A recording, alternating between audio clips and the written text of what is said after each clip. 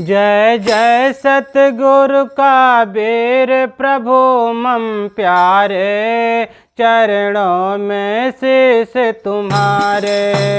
जय जय सतगुरु का बेर प्रभु मम प्यारे, चरणों में शीश तुम्हारे। चरणों में शीश तुम्हारे, चरणों में शीश तुम्हारे।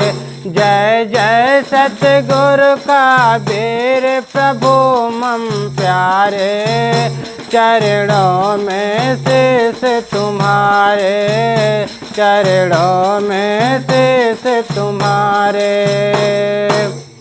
थे भटक रहे विषयावन में, बहुत क्षण काट चुभे तन में। थे भटक रहे विषयावन में, बहुत क्षण काट चुभे तन में।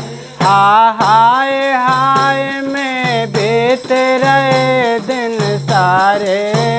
हाय हाय में बीत रहे दिन सारे। चरणों में शीश तुम्हारे। चरणों में शीश तुम्हारे। चरणों में शीश तुम्हारे।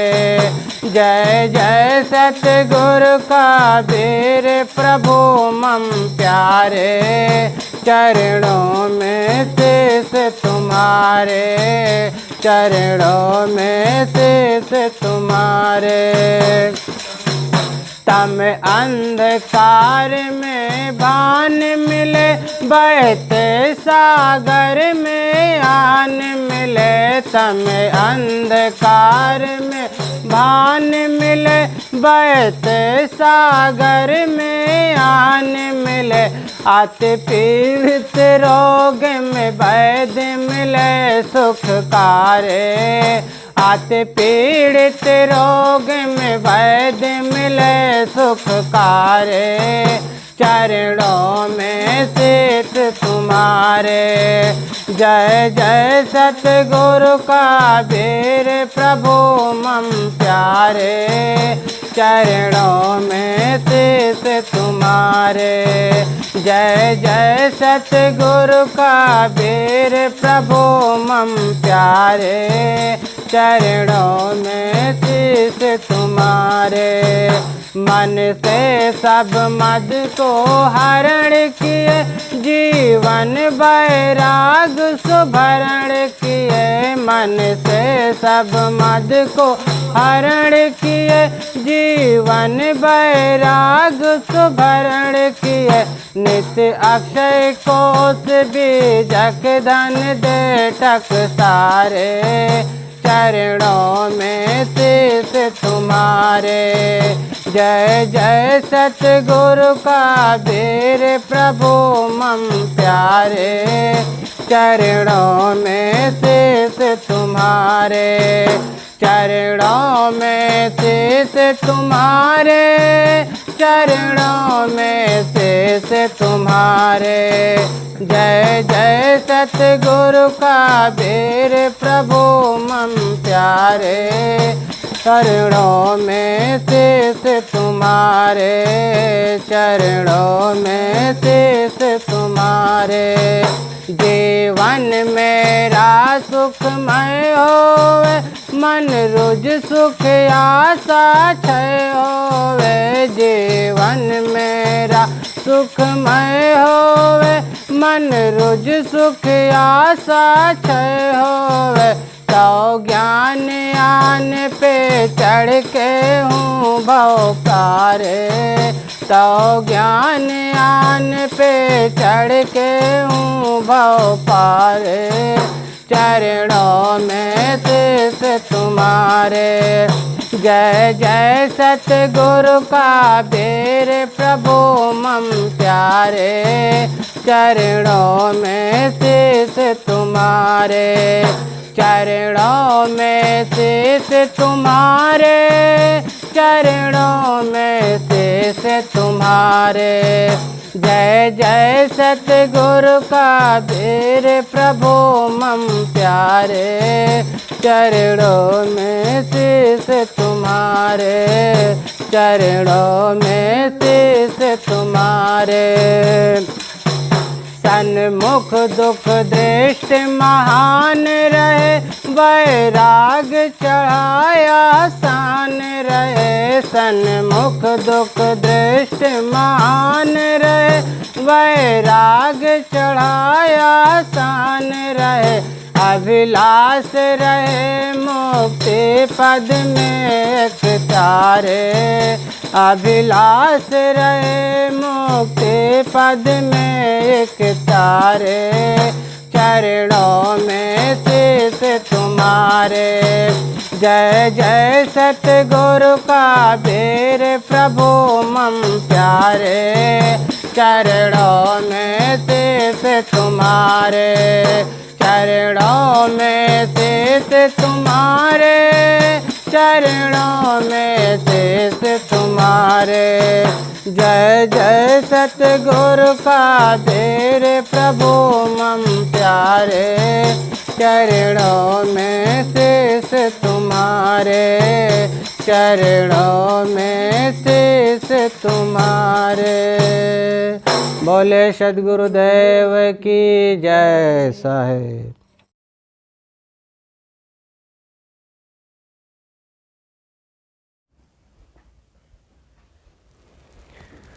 यह तन विष की बेलरी,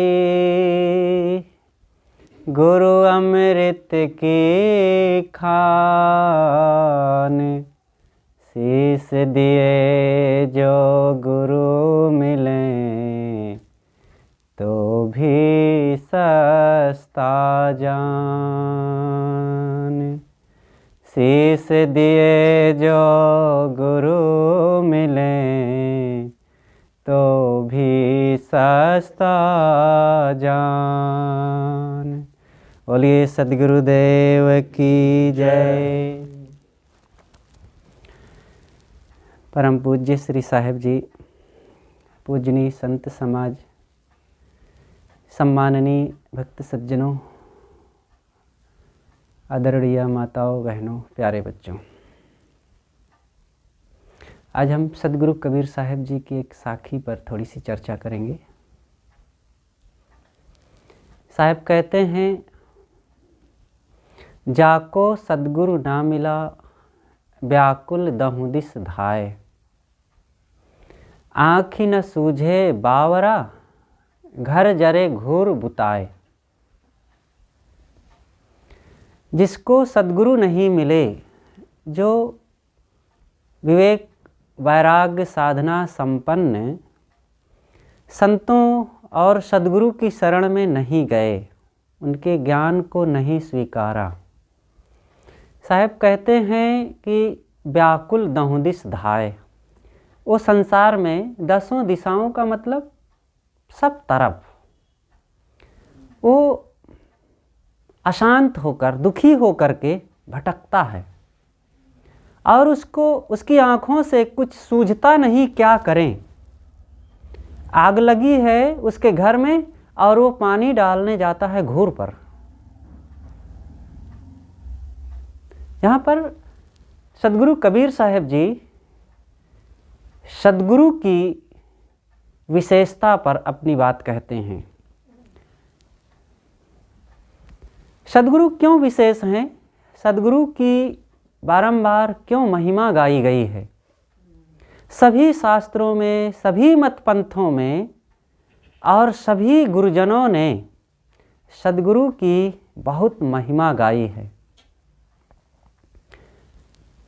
और सद्गुरु के बारे में खूब लिखा भी है। सद्गुरु कबीर ने खुद अनेक जगह लिखा है कि 7 समुद्र की मसी करूं, गुरु गुण लिखा न जाए। सब धरती कागज करूं, लेखन सब बन राय।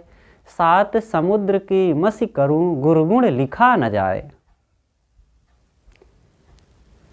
तो सद्गुरु क्या दे देते हैं और सद्गुरु से क्या लाभ मिलता है, उनकी महिमा क्यों है, इसी पर थोड़ी सी कुछ चर्चा करें। वास्तव में यह जीव अनादिकाल से इस संसार में भटक रहा है। जीव के रहने के लिए 4 घर हैं। जब कभी भी जीव इन 4 घरों में से किसी एक घर में ही रहता है। 4 खानियाँ, घर का मतलब यहाँ 4 खानियाँ हैं। मनुष्य, पशु, अंडज और उष्मज। मनुष्य शरीर में रहेगा या तो फिर पशु, इन 4 पैर वाले जानवरों के शरीर में रहता है, या तो अंडा से उत्पन्न होने वाले उन प्राणियों के, पक्षियों के शरीर में रहता है, या तो कृमिकीट आदि के रूप में है। इन 4 के अलावा कोई 5वीं खानी नहीं है। और इन 4 खानियों में, खानी का मतलब राशि, ढेरी, एक एक खानी में बहुत प्रकार के प्राणी हैं।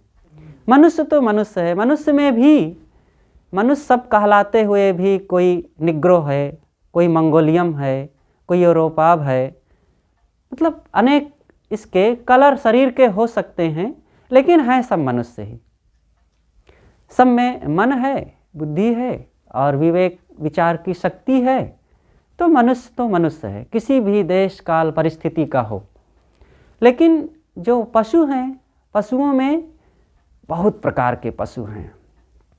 गाय, घोड़ा, कुत्ता, बिल्ली, हाथी, ऊँट, बंदर और हिरन, ये आदि आदि सब पशु हैं। और पक्षियों में कबूतर, कौआ, बाज, चील, अनेक प्रकार के पक्षी हैं। अब कीड़े मकोड़ों की कोई बात ही नहीं, बहुत प्रकार के हैं, अगणित। इन्हीं के लिए कहा जाता है 84 लाख योनियाँ। अब 84 है कि 85 है कि 83 है, लेकिन हैं तो बहुत प्रकार के। आपके घर में ही पता नहीं कितने प्रकार के यहाँ प्राणी होंगे। कबूतर भी हो सकती हैं, चींटियाँ, मच्छर, दीमक, चूहा, कीड़े मकोड़े, अनेक प्रकार के प्राणी। तो ये प्राणी कोई अलग नहीं है, हम जैसे ही जीव हैं। और इन जीवों, इन खानियों में, इन देहों में हम भी अगणित बार घूम चुके हैं। भूल भटक नर फिर घट आया, होत अजान जो सबन गंवाया। ये भूलते भटकते, कहाँ कहाँ खोजते हुए और दुख भोगते हुए मनुष्य शरीर में ये जीव आज आया है। और यहाँ होत अजान जो सबन गंवाया। अगर यहाँ फिर अज्ञानी बन करके, मूढ़ बन करके, विषय लोलुप बन करके यहाँ समय को बिता दिए तो सब फिर गया।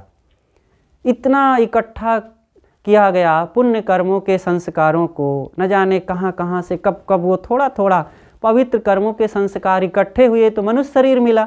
और मनुष्य शरीर में आकर के अगर हम यहाँ भजन भक्ति ना किए, सेवा सत्संग ना किए, आत्म संयम ना किए, स्वरूप बोध, स्वरूप परिचय ना किए और विवेक, निर्मोहता, अनासक्ति का जीवन ना जिए और कहीं दुष्कर्म में समय बिता दिए, लोभ, मोह, क्रोध, आसक्ति, हिंसा, हत्या, शराब कबाब में, तब तो होत अजान जो सबन गंवाया। तो ये जीव कहाँ कहाँ दुख भोग रहा है, कहाँ कहाँ न गया, क्या क्या न किया, सुख शांति है तू दर दर भटका, पर अब तो दास आपका है, अभिलाष की आस पुरा देना। सदगुरु अभिलाष साहेब जी अपने गुरुदेव के प्रति विनम्र होते हुए कहते हैं कि हे गुरुदेव, मैं अनादिकाल से अब तक कहाँ कहाँ ना गया, कहाँ कहाँ ना भटका, क्या क्या दुख नहीं सहा, लेकिन आज ये मानव जीवन मिला और आपकी शरण मिली। आज मैं आपके चरण शरण हूँ और इस दास की एक जो मेरी आशा है उसको पूर्ण कर दीजिए। वो आशा यही है कि जन्म मरण के चक्र से मुझे अब छुट्टी दीजिए। तो यहाँ साहब कहते हैं, जाको सदगुरु ना मिला, जिसको सदगुरु नहीं मिले वो भटकता है। तो सदगुरु क्या दे देते हैं कि भटकाव बंद हो जाता है? लोग यही प्रश्न करते हैं कि हम सेठों के पास जाएंगे तो धन मिलेगा, डॉक्टर के पास जाएंगे तो निरोग्यता औषधि मिलेगी, मास्टर से विद्या मिलेगी, किसानों से अनाज मिलेगा, इंजीनियर से इंजीनियरिंग की कला मिलेगी, और जगहों में और कुछ। इस साधु संतों से क्या मिलता है, क्या दे देते हैं? साधु संतों से जीवन जीने की कला मिलती है। अपने ही मन तथा इंद्रियों को पहचान करके हमें सही तरीके से जीने का ढंग मिलता है। हमारे पास जो है हम उसी को नहीं जान पा रहे हैं। हर आदमी बहुत संपदाशाली है, लेकिन अपने ही संपत्ति को, अपने ही धन को ना पहचान करके वो दीन लाचार होकर के भटक रहा है। जैसे एक व्यक्ति था, वो भिखारी था, तो अपने बचपन से ही एक चौराहा के किनारे बैठ करके भिक्षाटन करता रहा। बूढ़ा हो गया और भीख मांग मांग करके गुजारा करता था। एक दिन की बात, बूढ़ा था ही, वो मर गया। तो लोगों ने सोचा कि भाई अब ये मर गया, यही जगह पर जीवन भर ये भिक्षाटन करता रहा, तो यहीं पर इसको दफन कफन कर दिया जाए। तो खोदे, और जैसे ही 2-3 हाथ खोदे तो नीचे एक रुपए, सोने चांदी के रुपयों से भरा हुआ एक कलश निकला। और लोगों ने आश्चर्य व्यक्त किया कि देखो तो, ये खजाने पर बैठ करके जीवन भर भिक्षा मांगता रहा और एक एक पैसा के लिए हाथ पसारता रहा।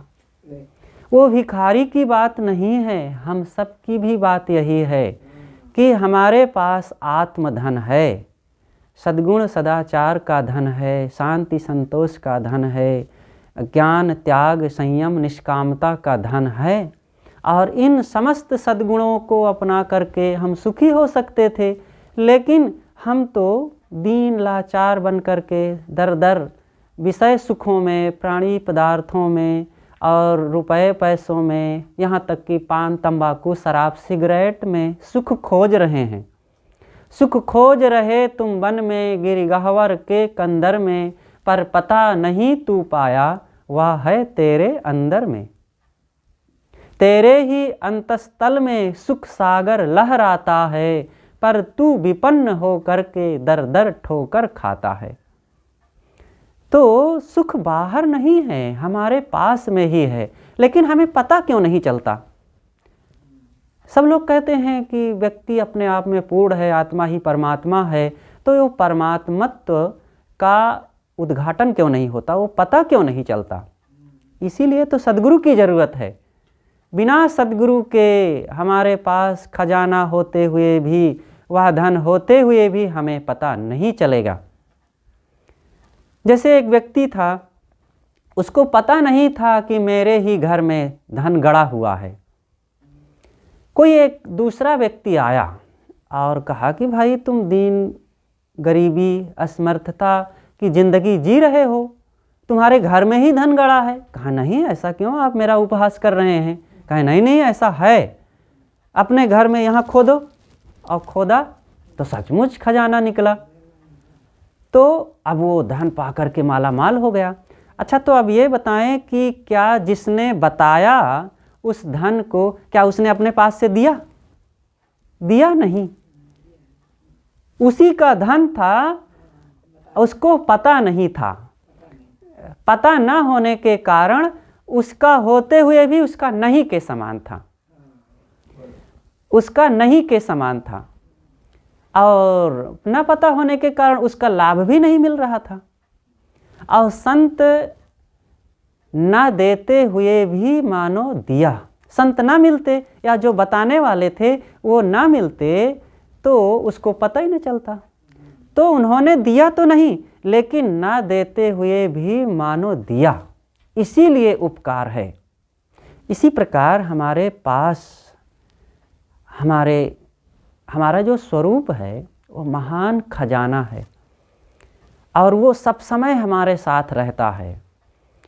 और उसका बोध न होने के कारण हम देह को ही देखते, ताकते, झांकते, संवारते, बस माने रहते हैं कि हम देह हैं, और इसी में समय बीत जाता है। हमें अपने स्वरूप के बारे में पता ही नहीं रहता है। और जबकि हमारे रहने से ये देह है सुंदर और सब प्रकार से आकर्षक और गतिशील है, और फिर भी हमें अपने आप का पता नहीं। और जबकि मैं अपने आप में बहुत संपन्न, बहुत पूर्ण हूँ, सुखी हूँ, तृप्त हूँ, निष्काम हूँ, लेकिन जब तक सद्गुरु नहीं बताते कि तुम सारी इच्छाओं को छोड़ो, अपने आप में ठहरो, देखो तुम महासुखी हो जाओगे। और जब हम ऐसा कर लेते हैं तब निश्चित ही वो शांति, वो संतोष, वो प्रसन्नता का अनुभव होने लगता है। तो सद्गुरु का इसीलिए उपकार है। और इसीलिए जब से मानव सभ्यता आई होगी तब से गुरु के उपकार को सभी महापुरुषों ने, सभी मनुष्यों ने, सभी विचारकों ने माना है। राम कृष्ण से को बड़े उन्हों तो गुरु कीन, तीन लोक के वै धनी गुरु आगे आधीन। कहा जाता है हमारी परंपरा में महाराज श्री राम, श्री कृष्ण ये बहुत बड़े महापुरुष हो चुके हैं। लेकिन कहने वाला कहता है कि उन राम और कृष्ण से भी बड़ा कौन हो सकता है, लेकिन वे भी गुरु के चरण में जाकर के सिर झुकाए तब वे महान हो सके, ऐसे नहीं महान हो गए। महाराज श्री राम जिन्हें आज परमात्मा कहते हैं, और अयोध्या में आज उनका जन्मभूमि पर मंदिर बन रहा है। न जाने कब वे हुए होंगे, कोई अता पता नहीं, कोई इतिहास नहीं। सद्गुरु कबीर ने तो कहा है, समुझ न परल राम की कहानी, निर्बक दूध की सरबक पानी। महाराज श्री राम का कहीं कोई इतिहास भी नहीं मिलता है। श्री कृष्ण का तो मिलता है, छांदोग्य उपनिषद में मिलता है, महाभारत में मिलता है, और भी जो पूरा काल के साहित्य हैं वहाँ मिलता है। लेकिन श्री राम का कहीं कोई इतिहास नहीं मिलता है किसी भी शास्त्र में। हाँ, ऋग्वेद में एक जगह चर्चा आई है, पृथु वेन दुहसीम राम, ये 3-4 शब्द आए हैं, पृथ्वेन दुहसीम और असुर राम। तो असुर राम की वहाँ चर्चा आई है। तो ये और कोई लक्षण नहीं बताया गया है कि दशरथी पुत्र राम, सीता प्रति राम और लक्ष्मण भ्राता राम, अयोध्याधीश राम, ऐसा कोई लक्षण नहीं आया है कि श्री राम के बारे में ही वहाँ जो राम शब्द आया है वो कहा गया है। असुर राम आया, असुर माने होता है बलवान। तो असुर राम और राम नाम के व्यक्ति तो बीच बीच में बहुत हुए हैं, इसलिए महाराज श्री राम का कोई इतिहास कहीं नहीं है। ये तो वाल्मीकि रामायण आज से करीब करीब ये 2300 साल पहले बनी। उसके पहले थोड़ा मोड़ा बौद्ध रामायण भी बनी है। लेकिन जब वाल्मीकि जी ने रामायण को बनाया तो वो रामायण एक राम के गायन के रूप में बनाई गई, और लवकुश नाम के वो लोग होते थे, वो गाते थे, और इस प्रकार से वो वाल्मीकि रामायण फिर प्रसिद्ध हुई। और जो वाल्मीकि जी ने बनाया संस्कृत का एक काव्य है, और बहुत रोचक हुआ, बहुत रोचक हुआ।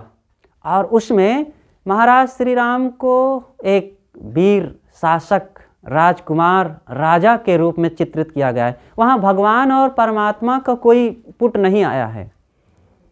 बाद में फिर वाल्मीकि रामायण के बाद अध्यात्म रामायण बनी, और ये रामायण बंगाल के नदिया जिला के एक श्री राम शर्मा जी नाम के विद्वान हुए हैं, उन्होंने अध्यात्म रामायण बनाया। अध्यात्म रामायण में महाराज श्री राम का अवतार का रूप थोड़ा सा आ गया है। और इसके पश्चात फिर गोस्वामी तुलसीदास जी ने बनाया, अभी ये 450 साल पहले। तब इसमें तो परब्रह्म परमात्मा, और बीच बीच में और भी कुछ साहित्य बने, वो बढ़ता गया धीरे सुनमक उनका परमात्मा रूप। अब कौन कहाँ हुए परमात्मा, लेकिन लिखते लिखते महापुरुषों ने, महाराज श्री राम एक ऐसा प्यारा शब्द आया और एक ऐसा उपाख्यान बना कि वो भारतवर्ष में सबके लिए एक आदर्श रूप सामने आ गया। हाँ, जो उसमें वाल्मीकि रामायण में बात आई है, श्री राम का आदर्श उदात्त चित्त जो बताया गया है, एक मर्यादा पुरुषोत्तम के रूप में, भाई भाई का प्रेम, माता पिता की आज्ञा का पालन, और एक पत्नी व्रती होना, और प्रजा का पालक होना, और बहुत उनका जो आदर्श रहा बहुत बढ़िया रहा, तो वो हम सब के लिए अनुकरणीय है। तो महाराज श्री राम के लिए कहा जाता है कि वे गुरुजनों के सामने विनम्र हुए, जा कर के अपना सिर वहाँ रखे। कहा जाता है कि जब वशिष्ठ जी आए तो राम और सीता दौड़ करके उनका स्वागत किए और ला करके आसन पर बैठाए, और राम बर्तन लाए, पानी लाए, और माँ सीता के साथ श्री राम जी उनके चरणों को पखारे। तो श्री राम जी गुरु के चरण में गए और सिर झुकाए। और गुरु जी कौन थे? उन्होंने ये नहीं देखा कि ये कोई पंडित जी हों, ब्राह्मण देवता हों, तब हम उनके सामने सिर झुकावें। वशिष्ठ जी कौन थे? वशिष्ठ जी एक संत थे, ज्ञानी थे। अब वो गृहस्थ संत थे, उनका परिवार भी था अपना, लेकिन हाँ गुरु रूप में उन्होंने माना, और साधक संत रहे होंगे, विवेकवान थे, अच्छी बात है। और वशिष्ठ जी का जन्म जाति गोत्र से मतलब नहीं रखा श्री राम जी ने। ये नहीं माना कि किसी ऊंची खानदान के व्यक्ति को मैं गुरु बनाऊंगा। वशिष्ठ जी तो महाभारत में चर्चा आती है, मित्र वरुण और वश्यो। मित्र और वरुण नाम के दो व्यक्ति थे जो उर्वशी अप्सरा के यहाँ बराबर जाते रहते थे, और उन्हीं से वशिष्ठ जी का जन्म हुआ, और वो बच्चा महाराज श्री राम का गुरु बना। अब वो बच्चे का कौन जाति गोत्र रहा? अब मित्र और वरुण दो व्यक्तियों की वो पत्नी थी, और उर्वशी अप्सरा का मतलब ही होता है नगर वधू, किसी एक की पत्नी नहीं, सब कोई उसके साथ पास जा सकता है। और उसका बच्चा वशिष्ठ जी हुए, और उन वशिष्ठ जी को महाराज श्री राम ने अपना गुरु रूप में स्वीकारा। कितना उदार चित्त और मन वाले रहे होंगे महाराज श्री राम जी। और उधर विश्वामित्र जी, स्वपाकाश्चा, महाभारत में चर्चा आती है कि एक गरीब महिला थी, और बहुत किसी तरह वो जगह जगह काम करके जो कुछ मिलता था उससे गुजारा करती। कभी कभी खाने को नहीं मिलता था तो कुत्ते के बच्चे को मार करके उसका मांस खाती थी। और उस महिला का बच्चा, और चांडालिन भी उसको कहा जाता है, सेवकई करने वाली, सफाई करने वाली महिला थी। तो उस महिला का बच्चा विश्वामित्र जी हुए, और वो ज्ञानी हुए, कर्मकांडी ज्ञानी, और उसको भी श्री राम ने अपना गुरु माना। तो देखो श्री राम जी कितने उदार रहे। उन्होंने व्यक्ति को देखा कि व्यक्ति के अंदर ज्ञान है कि नहीं, कर्म है कि नहीं। अगर वो ज्ञानवान है और त्याग साधना संपन्न है तो वो श्री राम का गुरु बना। और आज हम लोग देखते हैं कि चाहे ज्ञान हो या ना हो, अमुक जाति का हो तो वो बड़ा है, वो हमारे गुरु बनने लायक है। ये हमारी हृदयहीनता है। तो सद्गुरु कहते हैं कि श्री राम ने गुरु को चुना। और श्री कृष्ण जी के गुरु कौन थे? 3 गुरु थे। उनके कुल गुरु थे गर्गाचार्य। घर में आकर के उनके परिवार के लोगों को कुछ ज्ञान विचार की बातें बता दे, कुछ कर्मकांड सिखा दे, वो कुल गुरु थे श्री गर्गाचार्य जी। शिक्षा गुरु थे शांदीपनी, और उन्होंने जिनसे अध्यात्म की विद्या सीखा था वे थे घोरांगिरस। वे महावैराग्यवान, त्याग साधना संपन्न थे। तो घोरांगिरस थे। अघोरांगिरस के ज्ञान उपदेश को महाराज श्री कृष्ण ने अपने जीवन में अक्षरशः चरितार्थ किया था। श्री घोरांगिरस जी ने श्री कृष्ण को अंतिम समय के लिए ये उपदेश दिया था, अंत वेलायाम एतत्त्रयम् प्रतिपद्येत अच्युतम असि प्राण संसितम असि।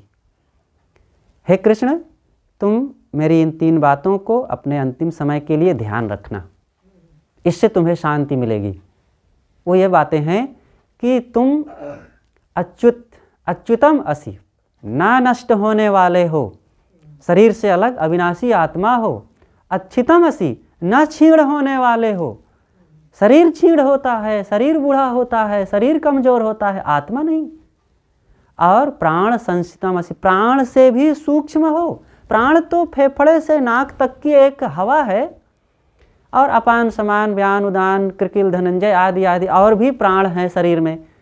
तो ये प्राण भी शरीर का हिस्सा है, जड़ तत्व है, और प्राणों से मैं अलग हूँ। उसी को उपनिषद में कहा प्राणस्य प्राणः, प्राणों का प्राण कौन है। और कबीर साहब ने कहा है सब श्वासों की श्वास में मोको कहाँ ढूंढे बंदे मैं तो तेरे पास में। उसी भजन में आया है अंतिम में कि सब श्वासों की श्वास में, मैं तो सबके श्वासों की श्वास में हूँ। ये श्वास जहाँ चलता है उस श्वासों का श्वास, उसका भी मूल कौन है? आत्मा। तो इस प्रकार से साहब कहते हैं कि जब ये सब लोग गुरु की शरण में गए तो हम कौन हैं बिना गुरु के शांति पा जाएं? इसलिए सबको गुरु के पास जाना चाहिए। और गुरु का, अब गुरु कैसा हो? गुरु ऐसा हो जो सब प्रकार से उदार हो, ज्ञानवान हो, वैराग्यवान हो, त्याग साधना संपन्न हो, किसी प्रकार से बीड़ी पान तंबाकू गंजेड़ी भंगेड़ी वाला ना हो, परिवार से जुड़ा हुआ ना हो, नहीं तो पूजवा करके और रुपया पैसा धोती ले जा के घर में दे और बाल बच्चों को दे और बहू भाई भतीजों को दे, वो गुरु गुरु बनने लायक नहीं है। गुरु जो होता है वो किसी एक का नहीं, वो सब का। वो एक किसी जगह का नहीं होता, किसी एक घर का नहीं होता, वो नदी की तरह होता है। नदी किसकी होती है? सबकी होती है। वो सबको पानी देती है, सबको तृप्त करती है और कहीं रुकती नहीं है। ऐसे संत होते हैं, गुरु होते हैं, किसी एक के नहीं होते, सबको ज्ञान विचार का उपदेश देते हैं और चलते रहते हैं और अपने आप में मस्त रहते हैं। गुरु हवा की तरह होते हैं, सबको शीतलता, सबको पवित्रता देते हैं। गुरु सूरज और चांद की तरह होते हैं। इसलिए ऐसे विवेक साधना संपन्न गुरु की पहचान करके उनकी शरण में जाना चाहिए। तो ऐसे गुरुजनों से दूर रह करके क्या दशा होती है? जब हम गुरु की शरण में नहीं जाते तब साहब कहते हैं व्याकुल दहुं दिस धाय। व्याकुल होकर के व्यक्ति सर्वत्र भटकता है। क्या व्याकुलता है? गुरु के बिना भी तो लोग खाते पीते हैं, घर में रहते हैं, बाल बच्चों के बीच में रह करके अब बढ़िया अमन चैन से अपने अपने भवनों में रह रहे हैं। तो क्या कमी है? कमी है, बहुत बड़ी कमी है। कमी यही है कि गुरु के अभाव में वे धन तो कमा सकते हैं, अंग्रेजी हिंदी संस्कृत भी पढ़ सकते हैं, मकान बना सकेंगे, बाल बच्चे भी हो जाएंगे, सब हो जाएगा। ये तो संसारी चीज़ें हैं ना। अरे मकान और रुपया पैसा, खाना और पेट भरना, निर्वाह कर लेना, ये तो गाय बैल घोड़ा गधा पशु पक्षी भी तो कर लेते हैं। क्या वे आत्मज्ञानी हो जाते हैं? उनके बंधन कटते हैं? उनका गमनागमन समाप्त होता है? नहीं, मनुष्य का समाप्त हो सकता है। और मनुष्यों में जो सद्गुरु की शरण में गए तो सद्गुरु की बहुत बड़ी आवश्यकता है। मैं कह रहा था कि गुरु के पास जाकर के ही गुरु ही हमें उन भाव बंधनों से ऊपर उठाने वाले हैं। तो जब ये बताते हैं कि अपने आप को पहचानो, तुम शरीर नहीं हो। अगर हम अपने को शरीर मानते हैं तो शरीर क्या है? हड्डी मांस चाम रक्त बाल खाल, यही तो है ना शरीर। और गंदगी अंग अंग से निकल रही है। अगर हम शरीर हैं तो क्या यही हम गंदी चीज़ हैं? अगर हम शरीर हैं तो एक दिन बूढ़े हो जाएंगे, एक दिन जीर्ण हो जाएंगे, एक दिन कमज़ोर हो जाएंगे, एक दिन मर जाएंगे। अगर हम शरीर हैं तो कितनी तुच्छ चीज़ हम हैं ना। नहीं, हम शरीर नहीं हैं। इस शरीर के संचालक हम हैं, अविनाशी आत्मा हैं। और ये ज्ञान गुरु से ही होता है। आत्म ज्ञान बिना नर भटके, कोई मथुरा कोई काशी। आत्मज्ञान गुरु से मिलता है। सदगुरु कबीर ने आत्मज्ञान के लिए तो बहुत जगह कहा है। तो सदगुरु के ज्ञान के अभाव में आदमी देखो भूत प्रेत पूजता है, अब मानता है, भयभीत रहता है। और जबकि भूत प्रेत कहीं कुछ होता ही नहीं है, कल्पना है, केवल मन की कल्पना, भय है। और ये कहते सुनते लोगों के दिल दिमाग में प्रवेश कर जाता है और आदमी परेशान रहता है। और भूत प्रेत नाम की कहीं कोई चीज़ नहीं है। और आज पढ़े लिखे लोग भी इसको और अपनी पढ़ाई लिखाई के तरीके से भी, वैज्ञानिक ढंग से समझाने का प्रयास करते हैं कि नहीं भूत प्रेत होते हैं, और है पूरा का पूरा बकवास। अब केवल वो कंप्यूटर मशीन की कला से उसको जाहिर करने लगते हैं कि ऐसा भूत होता है। देवी देवता, अरे देवी देवता ये नर नारी के रूप में प्रत्यक्ष हैं, इनकी सेवा पूजा करें, इनका सम्मान करें, आदर करें, और इन्हीं से हमें सुविधा और सब प्रकार की सहायता मिलती है। और इनको छोड़ करके हम मिट्टी, पत्थर, लकड़ी और कागज़ और पेड़ पौधा, पहाड़ पूजें, ते हमारे बुद्धि की बलिहारी है। सच्चे देवी देवता ये नर नारी हैं। इन्हीं देवियों ने हमें पैदा करके, या पूरे समाज में, मानव समाज को किसने जन्म दिया? कोई दुर्गा काली जगदम्बा नहीं आकर के पैदा की है। इन्हीं माँ बहनों ने जन्म दे करके, बच्चों को पाल पोस करके, बड़ा बना करके डॉक्टर, मास्टर, इंजीनियर, वकील और साधु नेता बना दिए हैं। और इन माताओं बहनों का आदर ना करके हम नकली लकड़ी, कागज, मिट्टी के देवी देवता पूजें। धन्य है मनुष्य। तो साहब कहते हैं कि जाको सदगुरु ना मिला व्याकुल दहु दिस धाय। सदगुरु के अभाव में आदमी यही सब करता है। जिसको असली देवी देवता नहीं समझ में आ रहा है वही तो नकली पूजेगा। अब असली देवी देवता देखो ये सब बैठे हैं, और इनको छोड़ करके आदमी कैसा हो गया है। अभी गुरुजी आ जाएं, गुरुजी बैठ जाएं, और पास में उनके फोटो रख दिया जाए या मूर्ति रख दिया जाए, तो गुरुजी को छोड़ करके लोग मूर्ति और फोटो के पहले पूजते हैं। कैसी समझदारी है। जो असली है, जिसका वो प्रतिकृत है, प्रतिरूप है, जिसकी वो आकृति है, नकली जड़ है, उसको पहले सिर झुकाना चाहते हैं लोग। यही है बुद्धि की जड़ता। जड़ पूजते पूजते बुद्धि भी जड़ हो ही जाती है। और कोई सद्गुरु, विवेकवान, संपन्न, साधना से जो संपन्न संत गुरुजन है, वही हमारी बुद्धि को जड़ता से ऊपर उठाते हैं।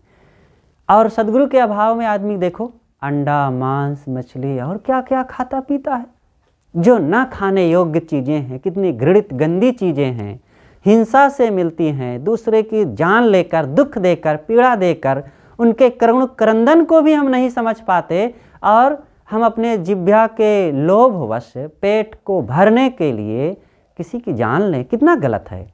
ये क्यों ऐसा होता है? यही कारण है कि गुरु नहीं मिले उनको, किसी ने बताने वाला नहीं मिला, कोई समझाने वाला नहीं मिला। गुरु ना मिलने के कारण आदमी बीड़ी, पान, तंबाकू, शराब पीता है। तो आप कह सकते हैं कि साहब कुछ लोग तो भगत हो करके भी बीड़ी, पान, तंबाकू खाते हैं। अब ये उनकी बुद्धि है ऐसी। गुरु कभी कहते हैं कहा कि न खाओ ये सब चीज़ें? वो तो रोकते हैं। गुरुदेव जी के पास अनेक बार लोग आते थे दीक्षा लेने के लिए, पहले यही संकल्प कराते थे कि पहले ये सब दुर्व्यसनों का त्याग करो, और त्याग करके कुछ दिन अभ्यास करके आओ, या पूरी तरह से संकल्प लो कि कभी नहीं लूँगा, तभी दीक्षा दिया जा सकता है। तो लोग संकल्प करते थे। जो नहीं करते थे कहते भाई तुम पहले अपने आप को मजबूत बनाओ, तब दीक्षा होगी। तो सद्गुरु के ज्ञान के अभाव में आदमी सर्वत्र भटकता है। जाको सद्गुरु ना मिला व्याकुल दहु दिस धाय। आँख ही न सूझे बावरा। उसकी आँखों से सूझता नहीं। आँख क्या है? आँख केवल बाहर की आँख नहीं है, भीतर की आँख है। बाहर से भी नहीं दिखता है। बाहर की आँखों से भी कहाँ दिखता है?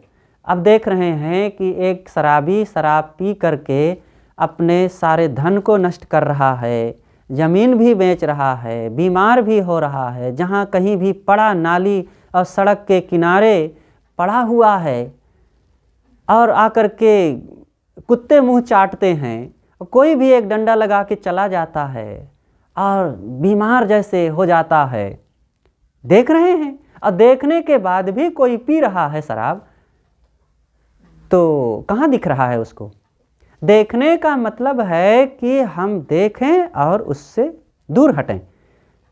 हम सांप को देखें और फिर भी सांप के ऊपर जा कर के हम चढ़ बैठे, अथवा सांप हमारी तरफ आ रहा है, हमारे पास आकर के हमें काट खाया, और हम कहें कि हम देख रहे हैं। तो कहाँ देख रहे हैं? देखने का मतलब है कि उन खतरों से दूर हो जाएं, तभी तो देख रहे हैं। इसी प्रकार साहब कहते हैं कि आँख न सूझे बावरा, इन लोगों को आँखों से सूझता नहीं कि हानि, पतन, दुख, विनाश और सब प्रकार से असमर्थता, लाचारी, इन दोष दुर्गुणों में, दुर्गुण दुर्व्यसनों में, दुष्कर्मों में देखते हुए भी लोग उसी तरफ चले जा रहे हैं। तो कहाँ उनकी आँखों से सूझ रहा है? तो आँख न सूझे बावरा, घर जरे घूर बुताए। लगी है आग घर में और घूर बुझा रहे हैं। घर में आग लगने का मतलब दिल में, दिल में काम, क्रोध, लोभ, मोह की आग लगी है और इस आग लगने के कारण हम जल रहे हैं, दुखी होते हैं, अशांत, परेशान होते हैं।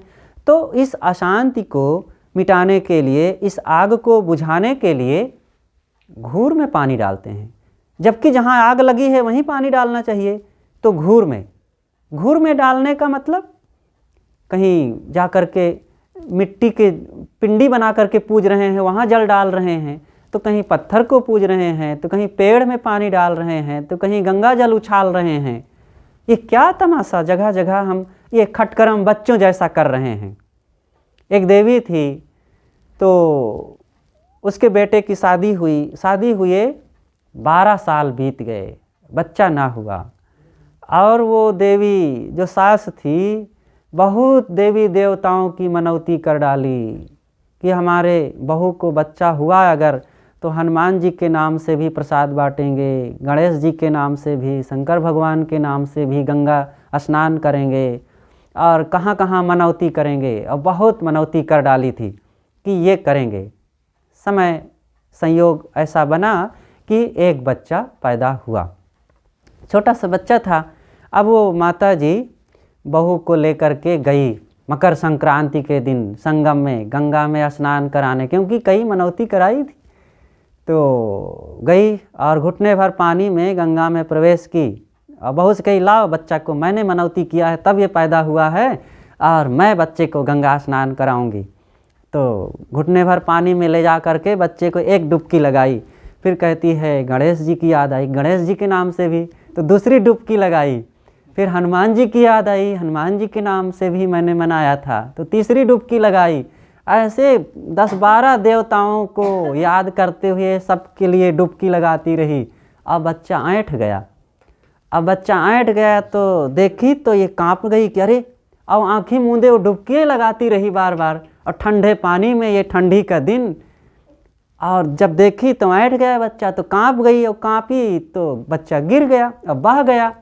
और किनारे बहू खड़ी थी, देखी कि अरे मेरा बच्चा बह गया, तो वो चिल्ला करके दौड़ी, पानी में कूदी पकड़ने के लिए, वो भी बह गई।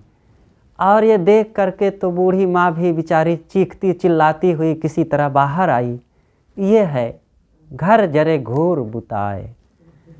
लोग क्या करते हैं तमाशा। ये मानव जीवन पा करके, पढ़ लिख करके भी सत्य को ना समझना, जीवन को ना सुधारना, अपने कर्मों में पवित्रता ना लाना, अपने आप पर विश्वास भरोसा ना करना, और बस बच्चों की तरह इधर उधर बिलबिलाते रहना और भटकते रहना, ये कहाँ की समझदारी है।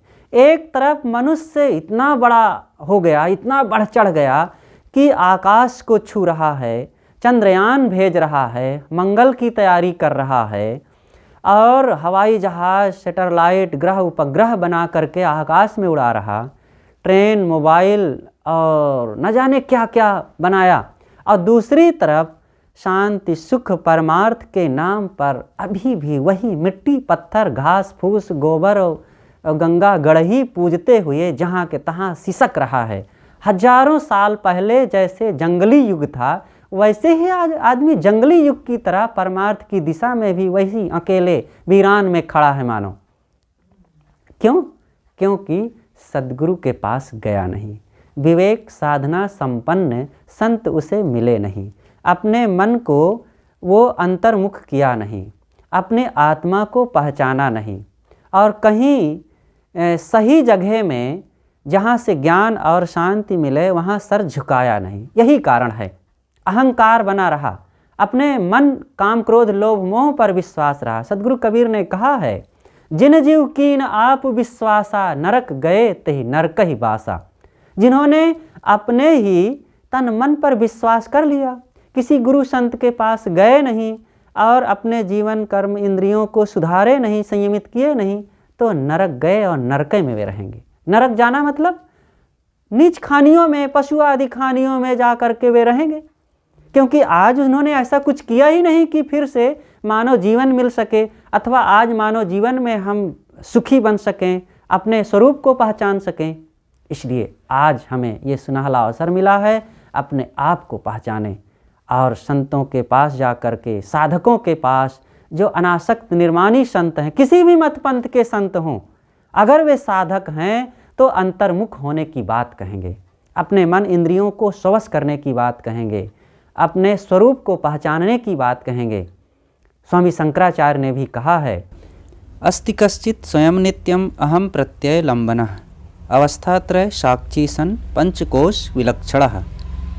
अस्ति कश्चित्, कोई एक सत्ता है, स्वयं नित्यम, जो स्वयं स्वतः और नित्य है, अहम प्रत्यय लंबनः, मैं जो कह रहा है वो आत्मसत्या ही उसका आधार है। अवस्थात्रय, जो तीन अवस्थाओं, जागृत स्वप्न सुषुप्ति, इन तीन अवस्थाओं से परे है।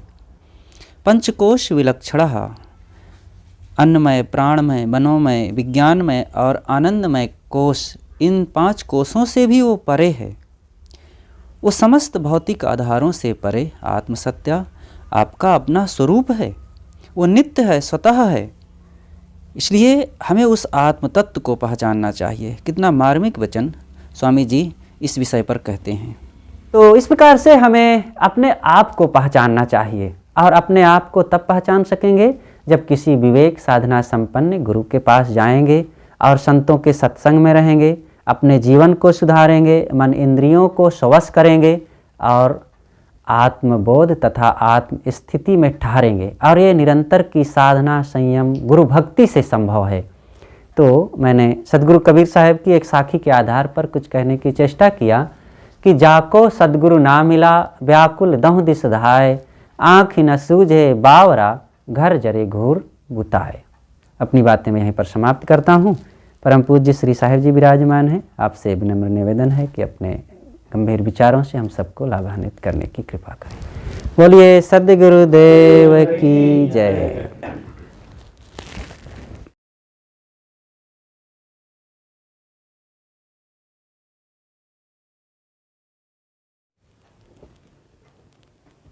आदरणीय सज्जनों तथा देवियों, प्यारे बच्चों, थोड़ी सी चर्चा करते हैं। जीवन में जो कुछ हम करते हैं वे सब हमें मिलता है, ऐसा ख्याल करके अच्छा कर्म करते रहें, क्योंकि सदैव मन में अच्छे चीज़ पाने की भावना बनी रहती है। कोई दुख नहीं चाहता, सुख सब चाहते हैं। जब सुख की भावना है तो सुख का संबंध अच्छे कर्मों में है, तो अच्छे कर्म ही करके हम सुख पा सकते हैं। तो बुरा कर्म क्यों करें, ऐसा सोच करके सदैव बुरे कर्मों से डरें, भागें और अच्छे कर्म जानबूझ करके, मेहनत करके, घाटा मुनाफा उठा करके और दुख सह करके भी अच्छे कर्म करते रहें।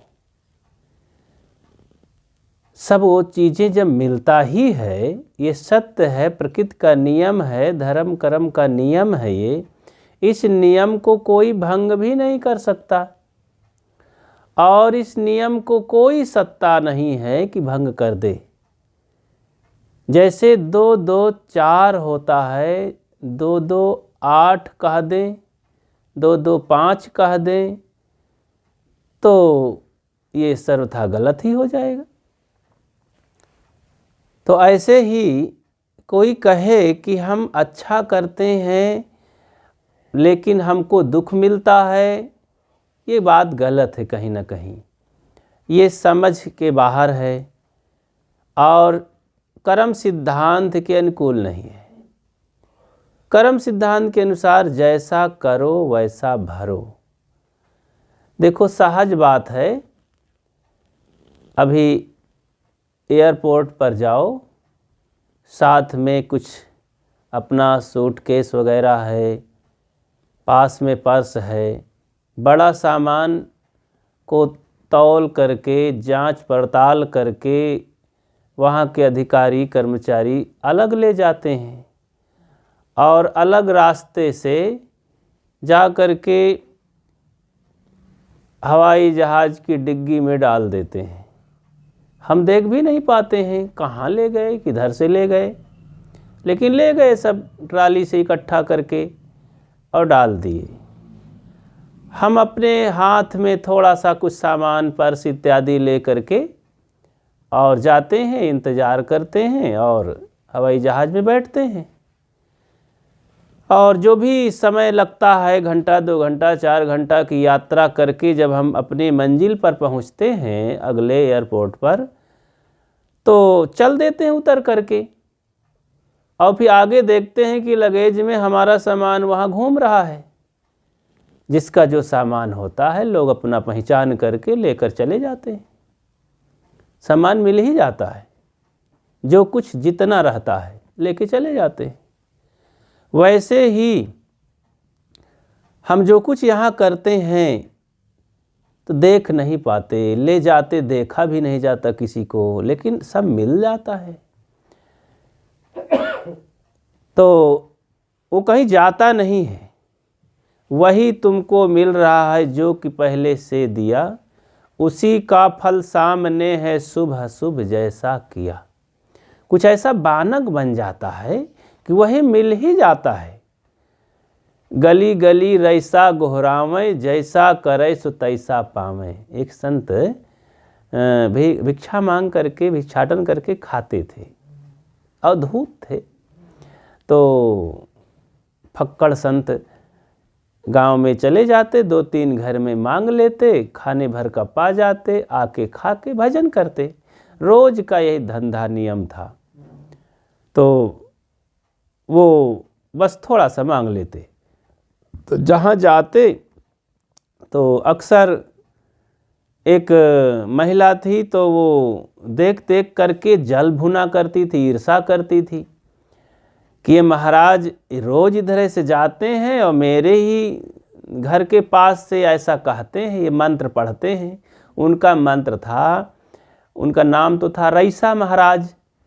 तो गली गली रईसा गोहरावें, जैसा करे सो तैसा पावें। सांझे दे सकारे पावें, और पूत भतार के आगे आवें। पूत भतार मतलब पुत्र और पति।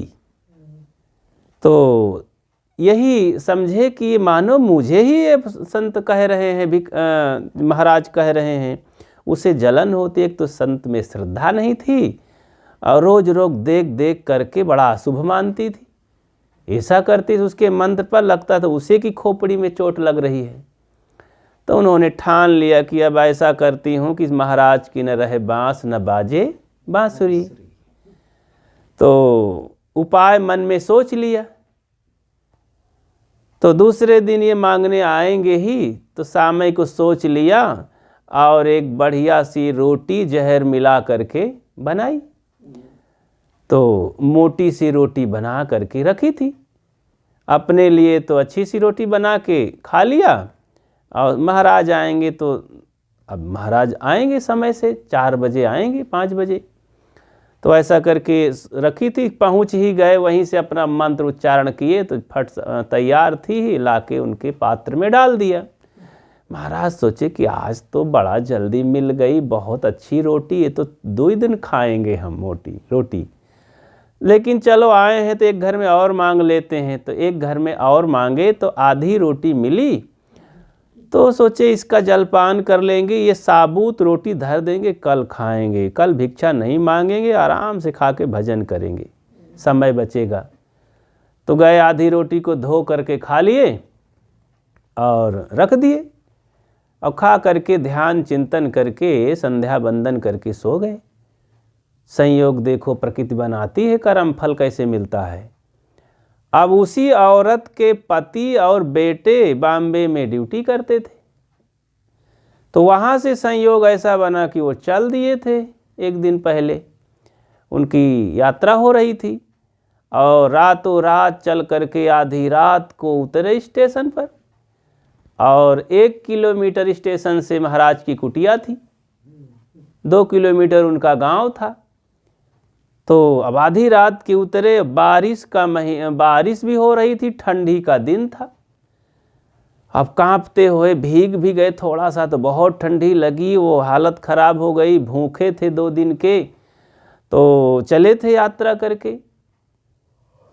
तो सोचे कि बेटा 12 बजे रात के गांव चलेंगे तो वहाँ तमाम कुत्ते भी हल्ला करेंगे, भूकेंगे। तो ऐसा करते हैं, ये हमारे गांव की ही कुटिया है, 1 किलोमीटर दूर, ये महाराज का रहते हैं यहाँ संत एक, उनकी कुटिया में हम थोड़ा विश्राम कर लेते हैं, रुक जाते हैं। तो ऐसा निर्णय मन में करके गए, दरवाज़ा खटखटाए, महाराज निकले, देखे कि अरे ये तो मुसाफिर हैं कोई, आओ बच्चा आओ। तो गए, आग जलाए, तपाए, जगह दिए, बोले बच्चा प्रसाद तो कुछ नहीं है, क्या खाने को दें, हम बहुत छोटा सा आश्रम है, तो हाँ 1 रोटी रखी है, उसी को खा लो, और कुछ नहीं, पानी पी लो 1-2 लोटा। तो अरे बोले महाराज कुछ भी मिल जाए प्रसाद में, तो प्रसाद में संत के हाथ से कुछ मिल जाएगा बहुत अच्छा रहेगा। महाराज 1 रोटी निकाल करके, अब पता भी नहीं था उनको कि रोटी किनकी है, जबकि उन्हीं की औरत बना के रखी थी। तो देखो ये संयोग बनता है, हाँ, अपने कर्म फल का। तो महाराज बड़ी खुशी से रोटी ला कर दिए, आधी आधी तोड़ के रोटी खाए और एक लोटा पानी पिए, बोले जय हो महाराज की, और लेट गए, बिस्तर मिल गया। महाराज बोले अभी आधी रात है, हम भी सो लेते हैं थोड़ा 1 घंटा, आप भी सो जाइए, थके मांदे हैं। दोनों पिता पुत्र बहुत खुशी से लेटे, चद्दर तान करके, और जहर का प्रभाव धीरे से हुआ, आराम से सो गए। फिर सोते ही रहे। अब इधर 4 बजे उठ करके महाराज नहाए धोए, ध्यान पूजा एक्सरसाइज सब कर कुरा के इंतजार कर रहे हैं कि जागे नहीं, अभी जागे नहीं। 7 बज गए, 8 बज गए, गए चद्दर खींचे तो अकड़ गए थे, घबरा गए। महाराज जी कैसे हुआ भाई? चद्दर तुरंत वैसे छोड़ करके गांव की ओर गए, बताए कि भाई 2 मुसाफिर आए हैं, किनके घर के हैं, कौन है, पता नहीं है क्या हो गया उनको। पूरे गांव के लोग जैसे सुने और भागे वहाँ से, वो औरत भी भागी कि देखूं तो मेरे भी तो आदमी परदेश में रहे। आए देखे तो गांव के लोग पहचाने कि तो हमारे गांव के हैं, तो ये तो भाई अमुक आदमी है। तो औरत भी गई पहचान करके कि तो मेरे ही पति हैं, मेरा ही बेटा है, और बस जमीन में सिर पटक पटक करके रोने लगी कि हाय। लोगों ने कहा अरे कैसे हुआ आखिर? महाराज साफ साफ बताए कि यहाँ आए तो मैंने रोटी दिया, आधी आधी रोटी ये खा लिए। अच्छा तो रोटी कहाँ से मिली थी, वो कहाँ से लाए थे? लोग चेक किए, खोज किए, बोले अमुक के घर से जो पहला घर पड़ता है, कहा वही पहले घर वाली तो है ये। बस पकड़ गई औरत, जब जानी कि ये तो मेरी ही दी हुई, मेरे हाथ की बनी हुई रोटी, वो तो जहर मिला था, लेकिन ये महाराज ना खा करके मेरे पुत्र को और पति को मिल गई रोटी। तो महाराज ने कहा भैया मैं तो रोज ही कहता था कि जैसा करे सो तैसा पावें, सांझे दे सकारे, मतलब संझा के जो देगा सुबह मिल जाएगा उसको फल। तो गांव के लोग सभी समर्थन किए कि महाराज की बात तो सच हो गई, किसी उनका दोष नहीं है, दोष तो तुम्हारा ही है, तुम्हारे कर्मों का फल मिल गया, अब महाराज का क्या दोष है। बस लाद फांद करके लाश को ले गए, गांव के सहयोग से दफन हुआ। अब वो औरत पछता पछता के रोने लगी कि हाय मेरे ही कर्म ने मुझे मार डाला। तो वास्तव में मनुष्य के कर्म सब प्रकार के, अच्छे हो या बुरे हो, आज जो अच्छा किया जाता है और कल वो सब मिलता है। अच्छा तो वर्तमान और भविष्य दोनों तरह का, एक तात्कालिक फल होता है, एक कालांतर का फल होता है। मतलब तत्काल में भी फल देता है अच्छा कर्म तत्काल में, और उसी का फल कालांतर में बहुत दिनों के बाद, कई जन्मों के बाद भी मिलता है। इसीलिए संत कहते हैं जन्म जन्मांतर ये फल चलते हैं जीवन के साथ। देखो हम लोग शरीर पाए, अब शरीर के साथ संस्कार आया पूर्व जन्मों का भी। अभी बच्चा 2-3 साल तक तो कुछ नहीं करता है ना, कोई कर्म संस्कार नहीं बनता 2-3 साल तक। जब तक वो बच्चा समझदार नहीं होता, अपने मन से सोच के कुछ करता नहीं, तब तक संस्कार कहाँ बनता है। तब तक तो पूर्व कर्म के अनुसार ही जीता है। भी कोई कर्म नहीं किया लेकिन बीच में विकलांग हो गया, गिर गया, हाथ पैर टूट गया, सांप बिच्छू ने काट लिया, कोई बड़ी बीमारी आ गई और भी नाना प्रकार के दुख भोगने लगा। किसी ने आँख फोड़ दिया, अंधा हो गया, किसी ने हाथ पैर तोड़ दिया।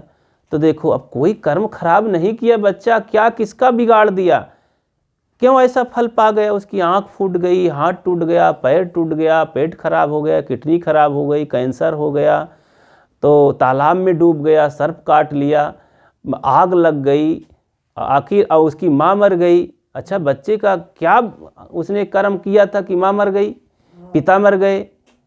तो ये सब में बच्चे को कितना दुख मिल रहा है।